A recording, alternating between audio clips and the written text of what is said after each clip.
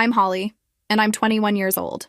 3 days ago, I buried the only person who ever truly loved me, and today I'm sitting in a lawyer's office staring at the two people who abandoned me 8 years ago. My parents had the audacity to show up for Uncle Richard's will reading after vanishing from my life when I was just 13. They're sitting across from me now, whispering to each other like they have some kind of plan. The moment I walked into this mahogany-paneled office, I knew something was wrong. Dad looked older, grayer around the temples, wearing a suit that had seen better days. Mom sat beside him in a cheap dress, her wedding ring from her second marriage catching the fluorescent light. Neither of them had bothered to attend the funeral, but here they were, ready to claim whatever they thought they deserved. Where are you watching from today? Drop your location in the comments below and hit that like and subscribe button if you've ever felt completely betrayed by the people who were supposed to protect you. You'll definitely want to stick around for what happened next. Let me take you back to where this all started. When I was 13, my world completely fell apart in the span of 2 weeks. Dad packed his bags on a Tuesday morning, mumbling something about needing space and finding himself. He kissed my forehead, promised he'd call, and drove away in his beat-up Honda. That was the last time I saw him until today. Mom handled the divorce about as well as you'd expect. Instead of leaning on me for support or trying to keep our little family together, she immediately started dating.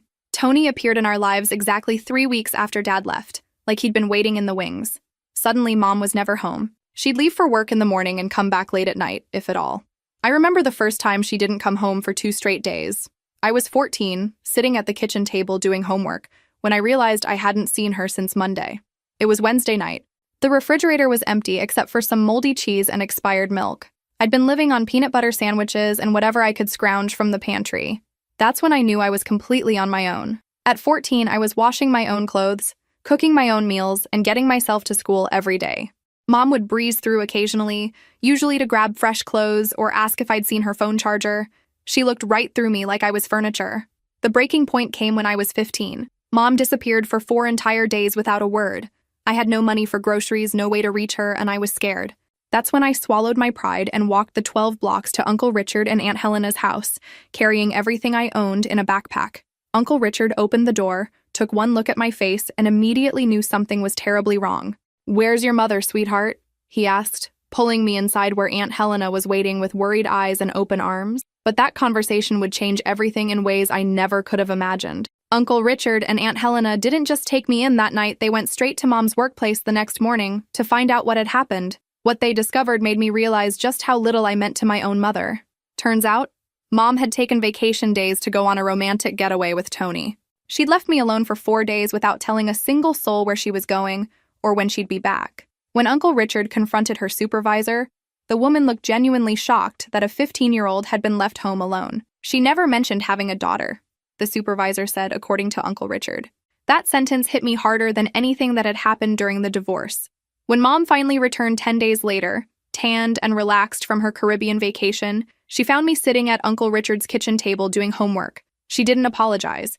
She didn't even seem surprised. Instead, she sat down across from me and delivered news that would seal my fate forever. "Tony proposed," she announced, like she was sharing the most wonderful news in the world. "We're getting married next month, and I'm moving into his place." She paused, examining her new engagement ring. "But Tony already has his hands full with his own kids visiting on weekends. There's really no room for you." I stared at her, waiting for the punchline or some sign that she was kidding. When neither came, I felt something inside me break completely. "You have 2 choices," she continued matter-of-factly. "You can stay here with Richard and Helena, or you can try to find your father. I honestly don't care which you choose." Uncle Richard, who had been standing in the doorway listening, stepped forward. His face was pale with rage, but his voice remained calm. "Susan, she's your daughter." "And she's 15, Mom replied, standing up and smoothing her skirt. "Almost an adult. She'll be fine." That was it. No custody discussion, no legal arrangements, no emotional goodbye. She kissed my forehead the same way Dad had, promised she'd keep in touch, and walked out of my life. 3 weeks later, I learned from a neighbor that she'd gotten married in a small ceremony at the courthouse. I wasn't invited to my own mother's wedding.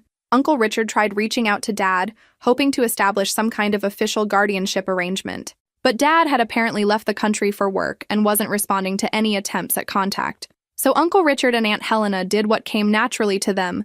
They welcomed me into their family without hesitation. The difference in my life was immediate and overwhelming. Instead of the cramped apartment where I'd been raising myself, I now lived in their beautiful two-story house with a garden that Aunt Helena tended lovingly.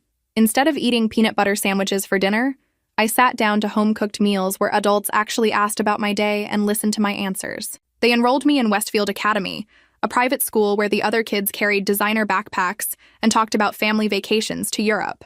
At first, I felt completely out of place, but Uncle Richard hired tutors to help me catch up academically, and Aunt Helena made sure I had everything I needed to fit in socially. For the first time in years, I had adults who showed up to parent-teacher conferences, who helped with homework, who remembered my birthday and made it special. Uncle Richard taught me to drive in their Mercedes, patiently letting me practice in empty parking lots until I was confident. Aunt Helena took me shopping for clothes that actually fit and weren't from discount stores. But the most important thing they gave me was something I'd been missing since I was 13, the feeling that I mattered to someone. The transformation wasn't just external. For years, I'd been angry, defensive, and constantly on guard. Under their care, I slowly began to relax and trust again. I made friends at Westfield, joined the debate team, and started planning for college things that had seemed impossible when I was just trying to survive day by day. Still, late at night, I sometimes wondered if Mom ever thought about me. 3 years into my new life, just as I was starting to believe that good things could last, tragedy struck our family. Aunt Helena, who had been my safe harbor through everything, was diagnosed with aggressive ovarian cancer at age 52. The diagnosis came on a random Tuesday in October. Aunt Helena had been experiencing fatigue and stomach pain for months, but she'd attributed it to stress from her job at the local museum. When she finally went to the doctor, the news was devastating. Stage 3 cancer already spread to her lymph nodes. Uncle Richard aged 10 years in the span of that doctor's appointment. I watched this strong, successful man crumble as he tried to process the possibility of losing his wife. But Aunt Helena, true to form, approached her illness with the same grace and determination she brought to everything else. "We're going to fight this," she announced to Uncle Richard and me over dinner that night. "And we're going to make every day count, regardless of what happens." For the next 8 months, our house became a fortress of hope and determination. Uncle Richard rearranged his entire work schedule to drive Aunt Helena to chemotherapy appointments. I took a part-time job after school to help with household expenses, though Uncle Richard insisted it wasn't necessary. We all threw ourselves into supporting Aunt Helena through her treatment. The chemo was brutal. There were days when Aunt Helena couldn't keep food down, when she was too weak to get out of bed, when the normally vibrant woman who had saved my life became a shadow of herself. But she never complained, and she never stopped making sure I felt loved and supported. "Promise me something," she said to me one evening as I sat beside her bed, helping her sip ginger tea. Her hair was gone by then, and she wore a soft pink scarf that Uncle Richard had bought her. "Promise me you'll never settle for less than you deserve. Promise me you'll remember that you're worthy of love and respect, no matter what anyone else tries to tell you." I promised, not realizing at the time that she was preparing me for what was coming. Aunt Helena passed away on a Sunday morning in June, 2 weeks after my 18th birthday. She died peacefully in her sleep, holding Uncle Richard's hand. I found them both that way when I brought breakfast upstairs, Uncle Richard sitting beside the bed, still holding her hand, tears streaming down his face. The funeral was beautiful but heartbreaking. Aunt Helena had planned every detail herself, wanting to spare us the burden of making decisions while grieving. The church was filled with white roses, her favorite flower, and her colleagues from the museum shared stories about her kindness and dedication. But losing Aunt Helena changed Uncle Richard in ways that worried me deeply. The man who had been my rock, who had given me stability and love when my own parents couldn't be bothered, began to withdraw. He stopped eating regularly, lost interest in his business, and spent hours sitting in the garden that Aunt Helena had loved so much. I tried everything I could think of to help him through his grief. I cooked his favorite meals, even though he barely touched them. I sat with him in the evenings, trying to make conversation about anything that might bring him back to the present. I even suggested grief counseling, but he refused to consider it. "I just need time," he would say whenever I expressed concern.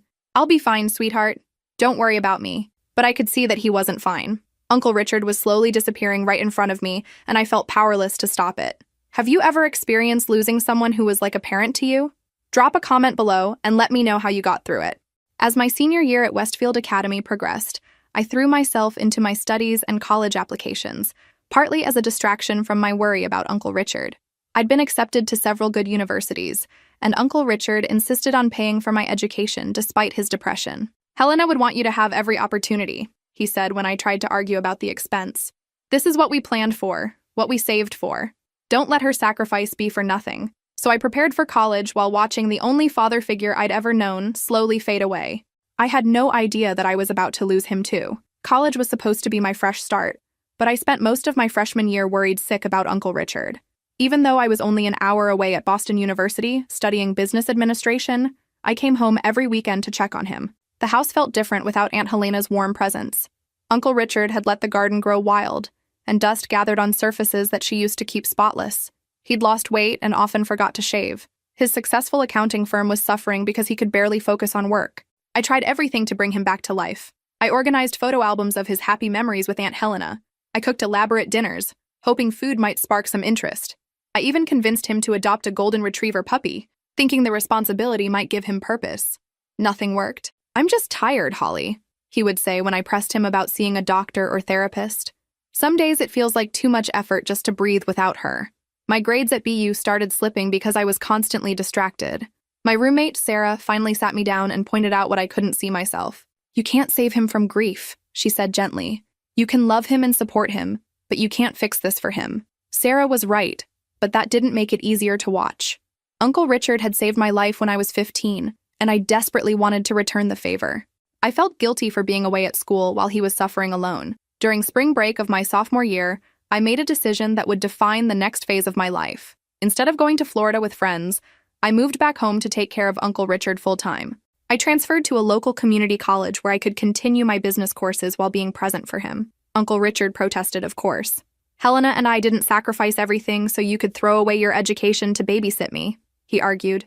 But I was stubborn, and ultimately, I think he was relieved to have company in that empty house. Taking care of Uncle Richard became my full-time job, even though he didn't need physical assistance. He needed someone to make sure he ate, to remind him to take his blood pressure medication, to sit with him during the long evenings when grief hit hardest. I became his anchor to the world of the living. Slowly, gradually, my presence began to help. Uncle Richard started showering regularly again and taking an interest in his appearance. He began joining me for dinner instead of picking at food alone in the kitchen. We developed evening routines where we'd watch old movies or work on crossword puzzles together. By my junior year at community college, Uncle Richard seemed to be stabilizing. He even returned to work part-time, taking on a few select clients who had waited patiently for him to recover. I was cautiously optimistic that we'd turned a corner. "You know, I think Helena would be proud of the woman you've become," he told me one evening as we sat in the garden, now restored to some of its former beauty. "You didn't have to sacrifice your dreams to take care of me, but you did it anyway. That's the kind of person she raised you to be." And I was finally starting to believe that maybe, just maybe, we could build a new kind of happiness together. Uncle Richard and I had become more than uncle and niece. We were family in the truest sense, survivors who had found strength in each other. I should have known that kind of peace was too good to last. The heart attack came without warning on a Tuesday evening in March, just 3 weeks after my 21st birthday. Uncle Richard had seemed fine that morning, even cheerful as he made coffee and read the newspaper. He'd spent the day working in his home office, taking calls from clients, handling paperwork. I was in the kitchen preparing dinner when I heard a crash from the living room. I found Uncle Richard collapsed beside his favorite armchair, his face gray and twisted in pain. He was conscious but couldn't speak, clutching his chest with one hand. The paramedics arrived within minutes of my call, but I could see in their faces that it was too late. Uncle Richard held my hand in the ambulance, his eyes telling me everything he couldn't say out loud. He died at the hospital 2 hours later, surrounded by doctors who had done everything they could. Just like that, I was alone again. The days immediately following Uncle Richard's death passed in a blur of funeral arrangements, legal paperwork, and sympathetic casseroles from neighbors I barely knew. I moved through the motions like a robot, making decisions about flowers and music while feeling completely numb inside. The funeral was smaller than Aunt Helena's had been. Uncle Richard had lived a quieter life in his grief, and many of his old friends had drifted away over the past 3 years. But his business colleagues came to pay their respects, and several of Aunt Helena's former co-workers attended to honor the man who had loved her so completely. I stood at the graveside watching them lower Uncle Richard's casket into the ground beside Aunt Helena's and felt utterly alone in the world. At 21, I was an orphan in every way that mattered. My biological parents were somewhere out there living their own lives, but they had made it clear 8 years ago that I wasn't part of their plans.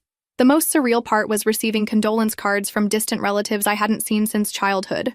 Cousins I barely remembered sent generic sympathy cards with messages like, "Sorry for your loss," and "He's in a better place now." None of them offered to help with arrangements or asked if I needed anything. They were just checking a social obligation off their list. What struck me most during those difficult days was the complete absence of my parents. Uncle Richard's death had been announced in the local newspaper, the same paper my parents had grown up reading, but neither of them called, sent flowers, or acknowledged in any way that the man who had raised their daughter had died. Their silence spoke volumes about the kind of people they had become. 3 days after the funeral, I received a call that would change everything. Mr. Brennan, Uncle Richard's attorney, asked me to come to his office for the reading of the will. I assumed it would be a formality. Maybe Uncle Richard had left me a small inheritance or some personal items to remember him by. "Will anyone else be attending?" I asked Mr. Brennan over the phone. "Yes," he replied, his tone oddly formal.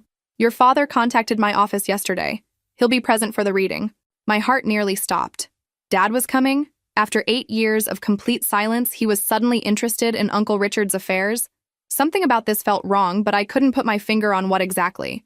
"What about my mother?" I asked, though I already suspected the answer. "She'll be there as well," Mr. Brennan confirmed. "The reading is scheduled for Friday at 2 p.m.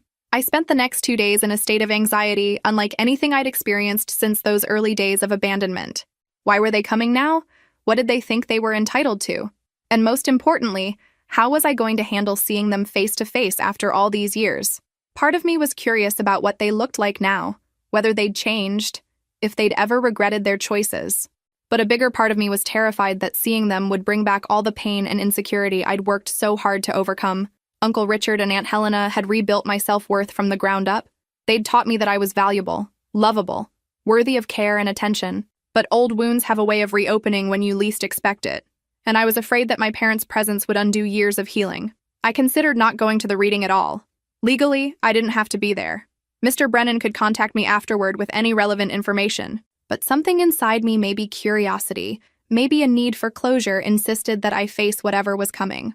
On Friday morning, I dressed carefully in the navy blue suit Aunt Helena had helped me pick out for college interviews. She'd always said that how you present yourself tells the world how you expect to be treated. I needed all the confidence I could muster for what lay ahead.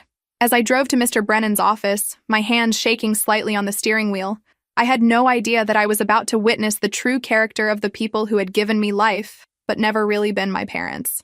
The moment of truth was finally here. Walking into Mr. Brennan's office felt like stepping into a nightmare I'd thought I'd escaped years ago. There they were, sitting side by side on the leather couch across from Mr. Brennan's desk, my mother and father, together for the first time since their divorce 8 years earlier.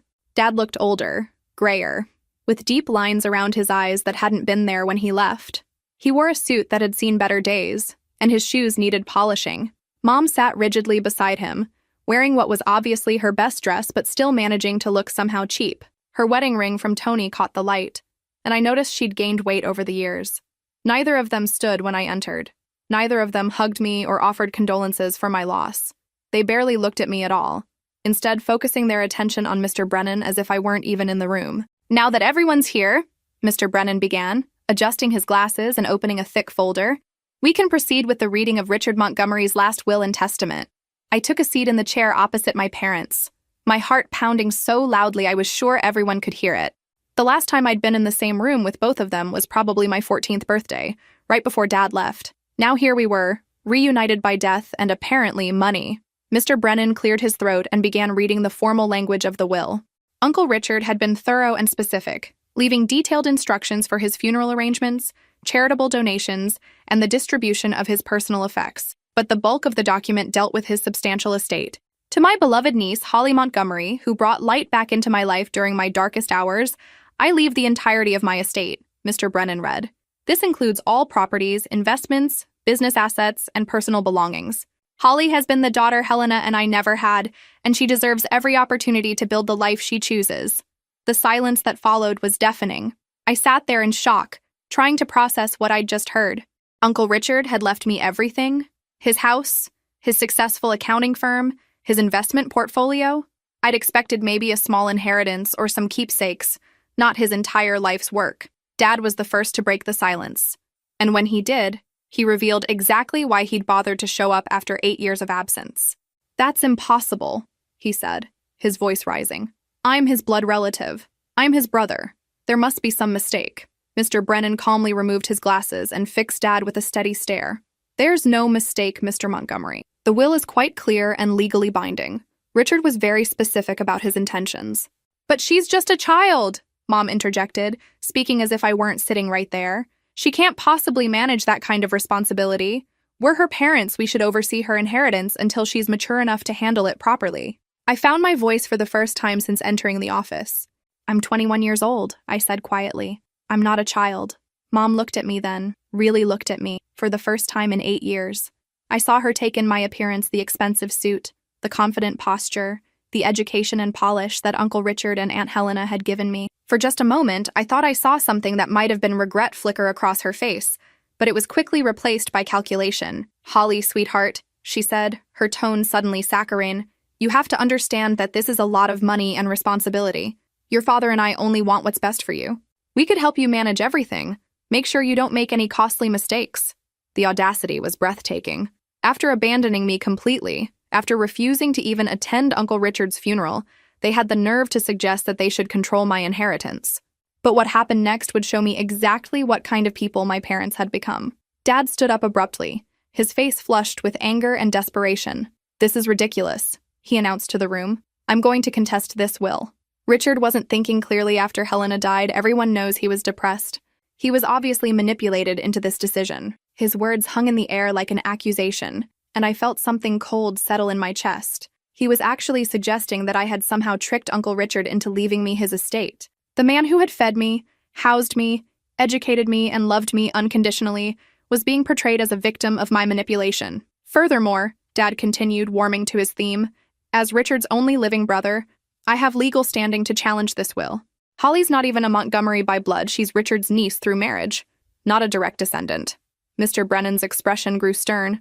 Mr. Montgomery, I need to stop you right there. First, Richard was absolutely of sound mind when he drafted this will. I have medical documentation to that effect. Second, Holly has been legally part of Richard's household for 8 years. He considered her his daughter in every way that matters. But Dad wasn't finished. He turned to me with an expression I'd never seen before, pure resentment mixed with entitlement. You know, Holly, if you had any decency, you'd recognize that this money rightfully belongs to family, real family. That's when something inside me snapped. The frightened 15-year-old who had begged for scraps of attention from these people was gone, replaced by a young woman who had learned her worth through 8 years of genuine love and support. I stood up slowly, meeting Dad's glare with steady eyes. You're right, I said calmly. This inheritance should go to Richard's real family, the people who loved him, supported him, and stood by him when he needed them most. Dad's face brightened, thinking he'd won. That would be me, I continued. The girl who held his hand through his wife's death, who moved home from college to take care of him, who made sure he ate and took his medication and didn't give up on life completely. Where were you during those 3 years, Dad? Where were either of you? Mom shifted uncomfortably in her seat, but Dad doubled down on his attack. You don't understand the complexity of adult relationships, Holly. There were reasons we couldn't— Stop, I interrupted, my voice growing stronger. Just stop. You abandoned me when I was 13 years old. You chose new lives that didn't include me, and now you want to waltz back in because there's money involved? I turned to address them both, 8 years of suppressed hurt and anger finally finding their voice. You didn't come to Uncle Richard's funeral. You didn't send flowers or a card. You didn't even call to see if I was okay after losing the only parent figures I've had since you both decided I was disposable. The truth was finally out in the open, raw and painful, and impossible to deny. Mom tried a different approach, her voice becoming pleading. Holly, we made mistakes. We were young and selfish, and we handled the divorce badly. But we're your parents. We love you, and we want to be part of your life now. Now, I repeated, letting the words sink in. You want to be part of my life now, when there's something in it for you. Mr. Brennan cleared his throat, clearly uncomfortable with the family drama unfolding in his office. Perhaps we should continue this discussion at another time. The will reading is complete, and— No, I said firmly. We're going to finish this right here, right now. What do you think will happen next? Drop your predictions in the comments below. I looked at my parents, really looked at them, and saw strangers who shared my DNA but had never been my family in any meaningful way. You want to contest the will? I asked Dad. Go ahead. Waste your money on legal fees fighting a document that clearly states Uncle Richard's wishes. But understand this, even if you somehow succeeded, which you won't, I would never share a penny with either of you. The room fell silent, except for the ticking of Mr. Brennan's antique clock. You taught me an important lesson when I was 13, I continued. You taught me that people will disappoint you, that you can't count on anyone, and that love is conditional.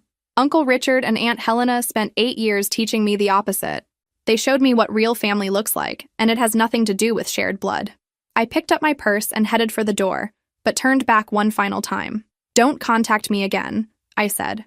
"Don't call. Don't write. Don't show up at my house. You made your choice 8 years ago, and I'm making mine now." As I walked out of that office, leaving my biological parents behind forever, I felt something I hadn't experienced in years: complete and total freedom. The next few weeks passed in a whirlwind of legal meetings, financial consultations, and paperwork that seemed to multiply exponentially.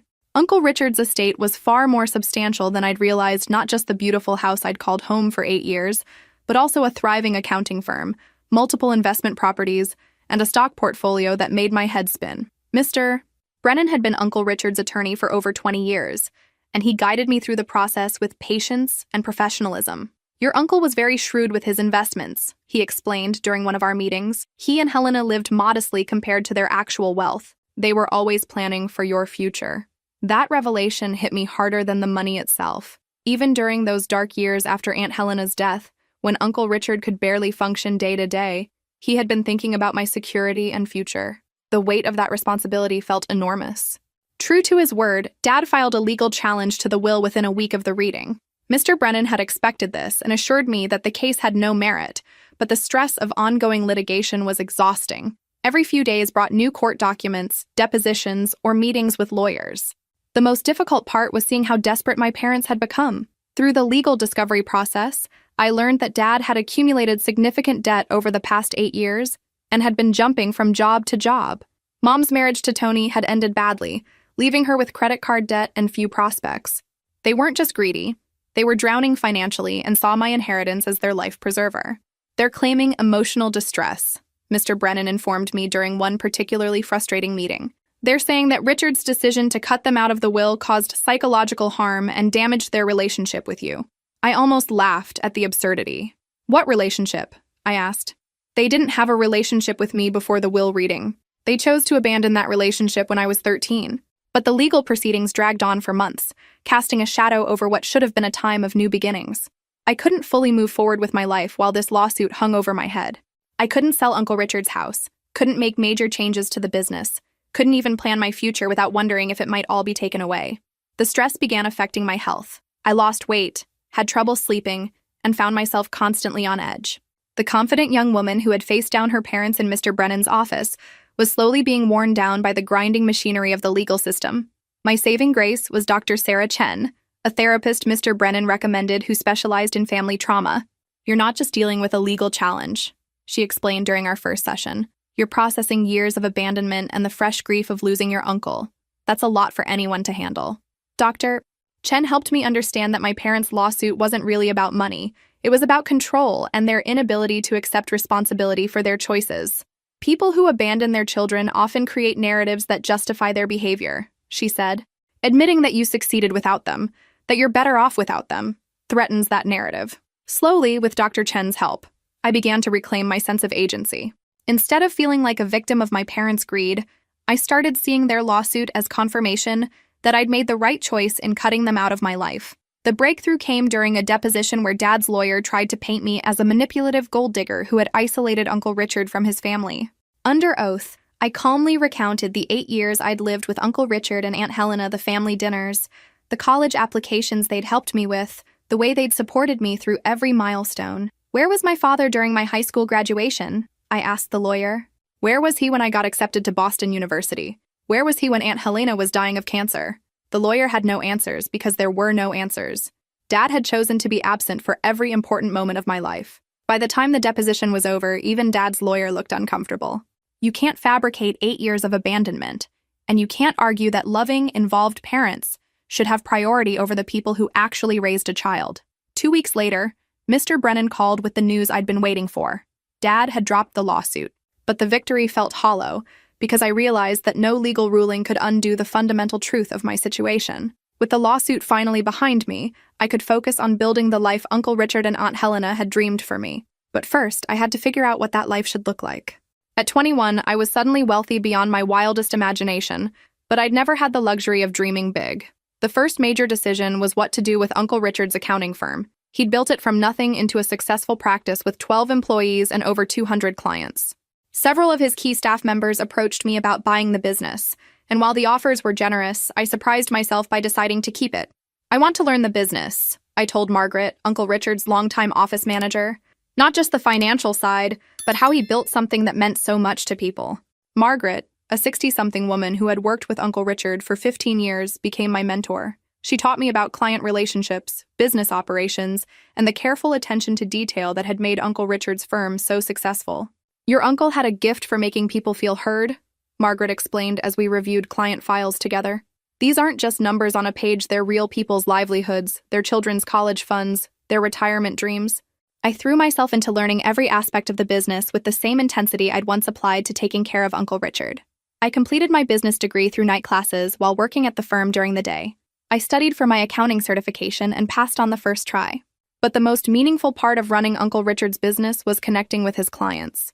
These were people who had trusted him with their financial futures for decades, and many of them shared stories about how he'd helped them through difficult times.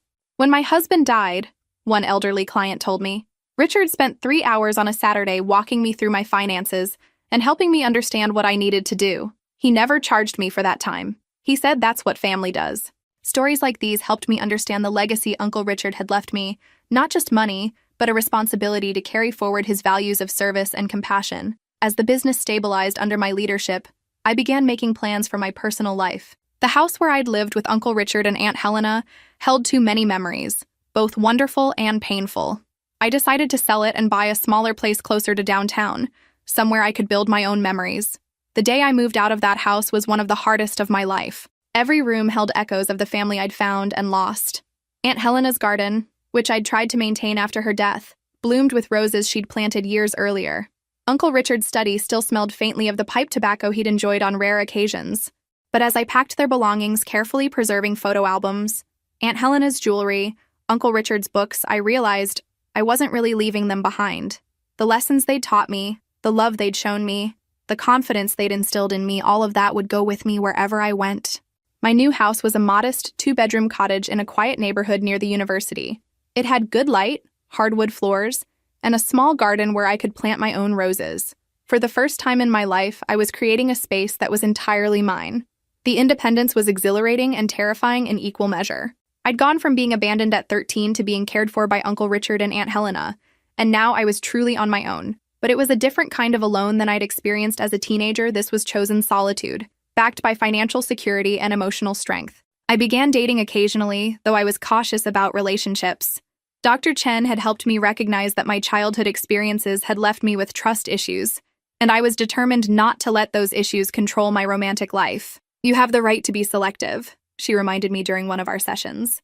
"You've learned what real love and support look like. Don't settle for less than that in a partner." As I approached my 22nd birthday, my second without Uncle Richard, I reflected on how much my life had changed. A year earlier, I'd been a grief-stricken college student caring for a depressed uncle. Now I was a successful business owner with a beautiful home and a future full of possibilities. But I still carried the scars of abandonment, and I wondered if I'd ever fully trust that good things in my life would last. That's when fate decided to test my newfound strength in a way I never could have anticipated. The call came on a Tuesday afternoon while I was reviewing quarterly reports at the office. Margaret knocked on my door with an expression I'd learned to recognize she had news that was going to complicate my day. "Holly, there's a woman on line 2 who says she's your mother," Margaret said carefully. "She's quite insistent about speaking with you." My blood went cold. I hadn't heard from either of my parents in over a year, not since Dad dropped his lawsuit. I'd assumed they'd finally accepted that I was permanently out of their lives. "Did she say what she wanted?" I asked, already knowing the answer wouldn't be anything I wanted to hear. "She mentioned something about a family emergency," Margaret replied. "Should I tell her you're unavailable?" I stared at the blinking light on my phone, weighing my options. Part of me wanted to hang up immediately. I'd made it clear that I didn't want contact with them, but curiosity won out, along with a nagging worry that something might have genuinely happened to one of them. "I'll take it," I said, picking up the phone with reluctance. "This is Holly." "Oh, sweetheart," Mom's voice came through the line with artificial brightness. "I'm so glad you took my call. I wasn't sure you would after everything that happened." I waited in silence, not willing to make this conversation easier for her. "Listen, I know you asked us not to contact you," she continued, "but this is important. It's about your father." My stomach clenched. "What about him?" He's been diagnosed with stage 4 lung cancer, she said, her voice dropping to a whisper. The doctors say he has maybe 6 months left. The news hit me like a physical blow, even though I'd cut Dad out of my life. Hearing that someone is dying, even someone who hurt you deeply, creates a complicated mix of emotions that's impossible to prepare for. I'm sorry to hear that, I said carefully, but I'm not sure why you're telling me this. Holly, he wants to see you, Mom said, her voice becoming pleading. He knows he made mistakes and he wants to apologize before it's too late. He's been asking about you constantly since the diagnosis. I closed my eyes, feeling the familiar manipulation tactics that had controlled so much of my childhood. The timing was suspiciously convenient. Dad develops a terminal illness just as his legal challenge to Uncle Richard's will had failed completely. Where is he? I asked, surprised by my own question. He's at St. Mary's Hospital, room 314, Mom said quickly, sensing an opening. He's been there for 2 weeks now. The cancer has spread to his liver and his bones. He's not the man you remember, Holly. That last part was probably true, but not in the way she meant it. The man I remembered had been weak, selfish, and willing to abandon his 13-year-old daughter without a backward glance. I doubted terminal cancer had fundamentally changed his character. I'll think about it, I said finally. Please don't wait too long, Mom pressed. The doctors say his condition is deteriorating rapidly. After I hung up, I sat in my office trying to process what I'd just learned. My father was dying, and part of me felt like I should care more than I did. But the truth was, I'd already grieved the loss of my father years ago. The man dying in that hospital bed was a stranger who happened to share my DNA. I called Dr. Chen and scheduled an emergency session for that evening. How do you feel about your father's diagnosis? She asked, after I'd recounted the conversation with Mom. Confused, I admitted. I feel like I should be sadder than I am. I feel like maybe I should go see him, but I also feel like it might be a trap. What kind of trap? I thought about that for a moment. I think they're hoping that his illness will make me feel guilty enough to let them back into my life. Mom mentioned that he wants to apologize, but they've had 8 years to apologize. Why now? Dr. Chen nodded thoughtfully. People facing death often experience genuine regret, but they also sometimes use their mortality as leverage to get what they want from others. Only you can decide whether you believe your father's desire to see you is genuine. That night, I lay in bed staring at the ceiling, thinking about the father I'd once known. Before the divorce, before the abandonment, he'd been a different person. He taught me to ride a bike, helped me with science fair projects, read bedtime stories when I was small, but those memories felt like they belonged to someone else's life. The question wasn't whether the dying man in room 314 deserved my forgiveness. The question was whether I needed to offer it for my own peace of mind. By morning, I'd made my decision. I drove to St. Mary's Hospital the next afternoon, my hands shaking slightly as I parked in the visitor's lot. I'd chosen to come alone, despite Dr. Chen's suggestion that I might want moral support. This conversation, whatever it turned out to be, needed to happen without witnesses. Room 314 was at the end of a long corridor that smelled of disinfectant and despair. Through the partially open door, I could see a figure lying in the hospital bed, connected to various machines that beeped softly in the background. The man in that bed looked nothing like the father I remembered. Dad had always been tall and broad-shouldered, the kind of man who filled a room with his presence. The person I saw now was gaunt and gray, his skin hanging loose on his bones. His hair, what little remained, was completely white. Cancer had reduced him to a shadow of his former self. I knocked softly on the doorframe. Dad? His eyes opened slowly, and when he saw me, his face transformed with an expression of pure relief and gratitude.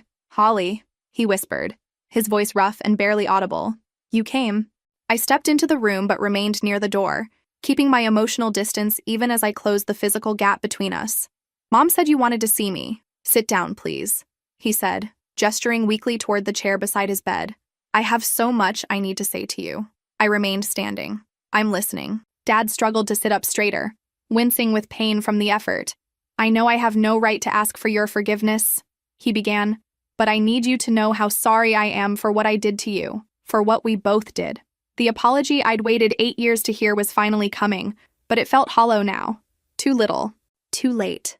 I was a coward, he continued, his voice gaining strength as he spoke. When your mother and I divorced, I was so angry and hurt that I couldn't think straight. I convinced myself that you were better off without me, that starting fresh meant leaving everything behind. Including your daughter, I said quietly. Including my daughter, he admitted, tears beginning to form in his eyes. The biggest mistake of my life. I studied his face, looking for signs of manipulation or self-serving manipulation. What I saw instead was genuine anguish, The regret of a man who'd realized too late the magnitude of his failures. Do you know what the hardest part was? I asked, my own voice becoming emotional despite my efforts to stay detached. It wasn't that you left. It was that you never looked back. Never called. Never wrote. Never showed any interest in whether I was alive or dead. Dad closed his eyes, unable to meet my gaze.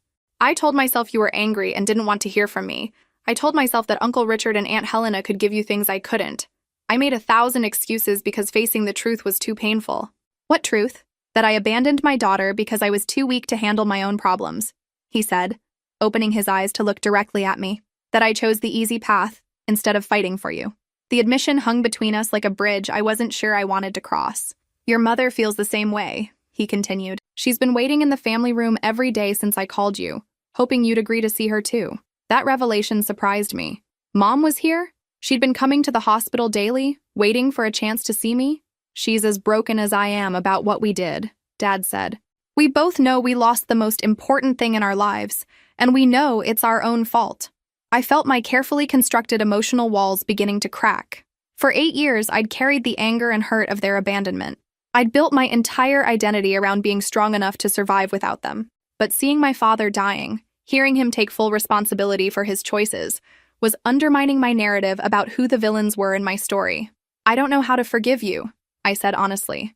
I don't know if I can. I'm not asking for forgiveness, Dad replied. I know I don't deserve it. I don't. I just needed you to know that leaving you was the worst thing I've ever done, and not a day goes by that I don't regret it. He reached for something on his bedside table, a worn photograph that I recognized immediately. It was a picture of us from my 10th birthday, both of us grinning at the camera as I blew out candles on a homemade cake. I've carried this with me everywhere I went, he said, holding up the photo with trembling hands. It's the only thing that made me feel human during these past 8 years. The sight of that photograph evidenced that I'd mattered to him even when he'd acted like I didn't finally broke through my defenses. Tears I'd been holding back for years began to flow. I needed you, I whispered. When Aunt Helena died, when Uncle Richard was falling apart, when I felt completely alone in the world, I needed my father. I know, he said, his own tears falling freely now. I failed you when you needed me most, and I'll regret that until the day I die. We sat in silence for several minutes, both of us crying for different reasons. Dad was mourning the relationship he'd thrown away. I was grieving the father I'd lost twice, once to divorce and abandonment, and now to cancer. Finally, I pulled the chair closer to his bed and sat down. Tell me about these 8 years, I said. Tell me what happened to you after you left. What followed was the most honest conversation I'd ever had with my father. Dad's story was exactly what I'd expected, and somehow more tragic than I'd imagined.